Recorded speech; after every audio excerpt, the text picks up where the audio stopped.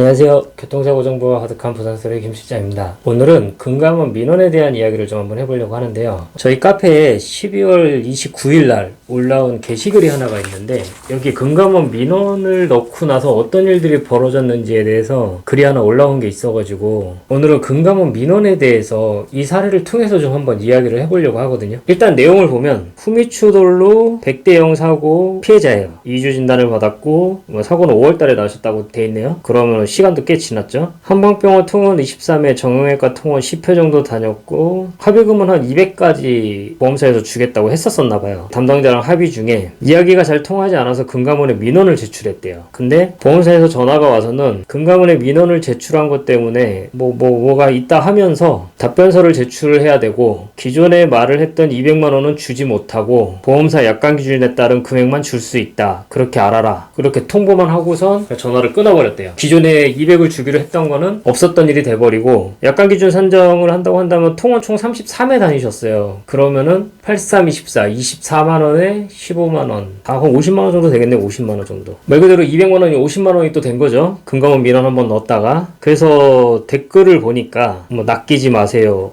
이런 댓글도 있는데, 근데 이거는 금감원에 합의금 관련 민원을 넣으면은 이런 일들이 벌어지거든요. 그러니까 이거는 낚이는 게 아니에요. 진짜로 이런 일들이 벌어지고 있는 거예요. 어떤 분은 또 민원 내용이 합의금이면 맞아요. 의견소통 문제면 그냥 하는 소리고요. 합의금 관련 민원은 하면 안 된다라는 거예요. 왜냐면은 보험사에서 합의금을 산정을 할 때 지급 기준을 속이지는 않거든요. 근데 합의금 200을 만들려면 지급 기준 50만원 플러스 150만원이 향후치료비인 거예요. 말 그대로 보험사에서는 150만원을 기준에는 없는 거를 그냥 얹어가지고 200만원 맞춰주는 거거든요. 근데 그게 불만이다? 민원을 넣었다? 그러면 이 150만원은 어차피 기준에도 없는 거다. 그러니까 줄 이유가 없다. 이렇게 돼버리는 거예요. 그래서 50만원만 주겠다고 하는 거죠. 그래서 어떻게 민원을 넣는지 이분이 댓글을 다루셨는데, 담당자의 불성실, 태도 불량, 약관 기준 터무니없는 금액 제시. 그러니까 이 부분이 문제가 됐던 거죠. 약관 기준 터무니없는 금액 제시는 아니었었던 거예요. 왜냐면 약관 기준 금액 제시는 50만원만 제시를 하면 됐었거든요. 오히려 더 많이 제시를 했기 때문에 절대 터무니없는 금액을 제시를 했던 건 아니죠, 보험사에서. 그리고 두 번째는 뭐냐면 이 약관을 누가 만들었어요? 금감원에서 만들었어요. 그러면은 합의금을 약관에도 없는 향후치료비 150만원을 더해서 200만원을 주겠다고 했는데 그게 불만이다? 약관 기준 금액 제시를 제대로 안 했다? 그건 아니잖아요. 금감원이 약관을 부정을 한다? 그러면은 자기네들이 만든 약관을 부정을 하고 있는 거거든요. 이거는 절대 이렇게 민원을 넣으시면은 안 되는 문제입니다. 다른 댓글들 봐도 뭐 금감원 민원 같은 경우는 피해자가 쓸 수 있는 마지막 카드죠. 근데 이 마지막 카드를 진짜 엄한 데다가 함부로 막 이렇게 쓰시는 분들이 계시는데, 그러시다가 이런 일들이 벌어지게 되시는 거예요. 가끔 가다가 좀 이렇게 댓글들이나 어떤 유튜브 영상이나 아니면은 뭐 어디 뭐 카페라든가 뭐 인터넷이라든가 이런 데를 보면은 금감원 민원 넣어라, 금감원 민원 넣어라 이렇게 좀 부추기시는 분들이 있어요. 근데 저는 금감원 민원을 넣지 말라는 소리를 하는 게 아닙니다. 금감원 민원 함부로 넣지 마세요. 뭐 이런 식으로 제가 설명을 해드리면 뭐 보험사냐, 뭐 보험사 알바냐, 뭐 보험사한테 돈 받고 영상 찍냐, 뭐 이런 댓글들을 다시는 분들이 계시는데, 그게 아니고 금감원 민원을 잘못 넣었을 때 그 피해를 누가 당하느냐를 생각을 해보시면 돼요. 제가 당하지 않습니다. 그 피해는. 그 여러분들한테 금감원 민원 넣으면 합의금 많이 나온다라고 댓글 달아준 그 사람들의 말을 믿고 금감원 민원 넣어서 합의금 50만원이 됐다고 한다고 해서 그 댓글 난 사람들이 책임을 져주지 않는다라는 거예요. 그러한 행위로 인해서 발생하는 모든 문제에 대한 책임은 스스로가 감당을 하셔야 된다는 문제예요. 이걸로 인해서 피해를 보는 분들이 굉장히 많고, 그것 때문에 저희한테 전화하셔가지고 합의금 다시 200만원만 받게 해줄 수 없겠느냐 이런 부탁을 하시는 분들 되게 많거든요. 저희들도 못 해드려요. 이거는